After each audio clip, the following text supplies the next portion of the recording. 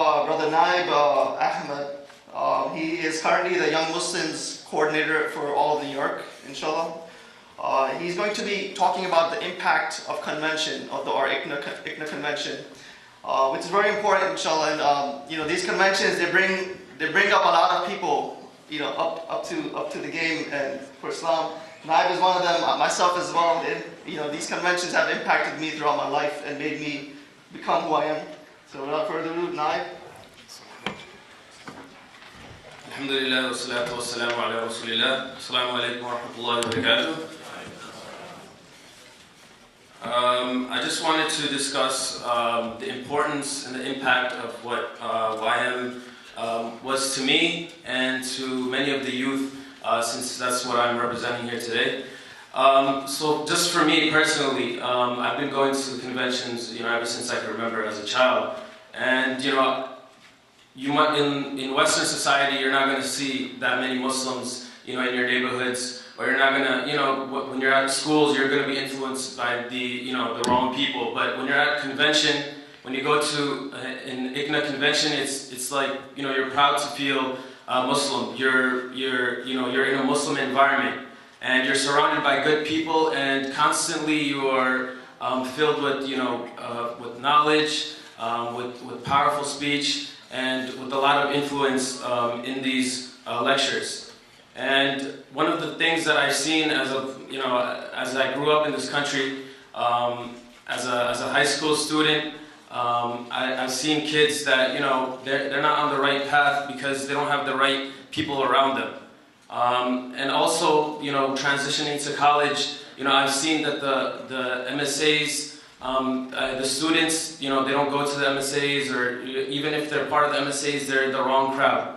And what I see is when they make their way onto convention, just someone invited them or someone told them to come, and they saw, they're like, okay, it sounds like a nice opportunity, let me just go out, see how it is. And for that time, maybe, on a regular basis, they're not on the deen. Maybe they're not, praying regularly. But at least in that time, that convention, they're influenced by the right people. They hear the speech, of the Prophet Muhammad ﷺ in these lectures, and they're influenced by that. And regularly when they're not going to go to prayer, maybe this time around they have friends around them that will take them to that. And I just wanted to go to my next point, which is that the youth also play a part in this convention as well.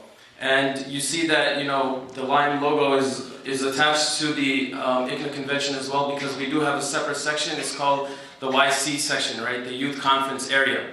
And that, if you don't know, is actually totally controlled by young people, the young Muslims, and they're given roles in different parts, from marketing to ushering to programming, making the topics. So this is a way for these young people to be empowered, and these young people to get the opportunity that you usually wouldn't get, and the experience that you wouldn't usually get. And they're given this big project, and they perform very well. I've been part of the youth conference team for the past couple of years, and I've learned a lot, and I've been influenced by it a lot. But just going there as a person, I was influenced so much, because the speakers that are there, the availability of knowledge that are there, and the power of speech that is there as well.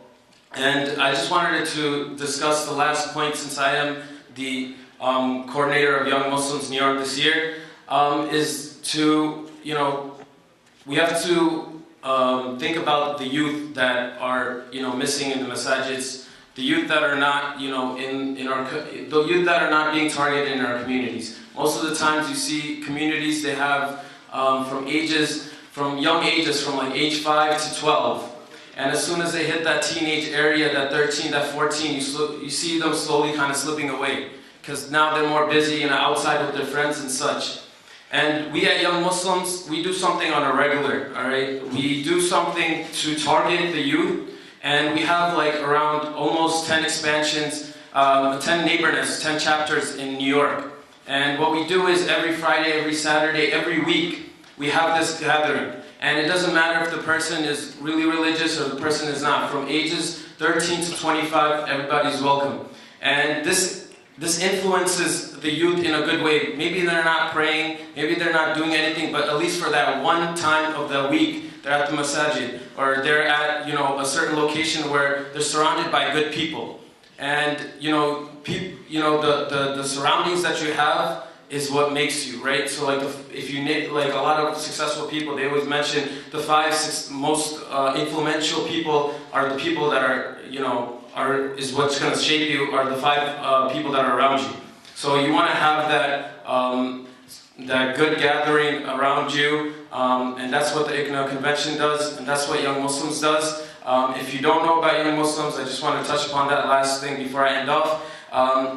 It's a national organization, and just to talk on a local scale, in New York we have 8 running chapters right now, currently 7 current chapters running, and 8-3 expansions. So if you do have any questions, anything about the youth, how to get connected with Young Muslims, we do these programs on a consistent basis, and we're very involved in the ICNA convention as well. So that's my take on the ICNA convention, and inshallah everyone will be out and support the ICNA convention this upcoming March.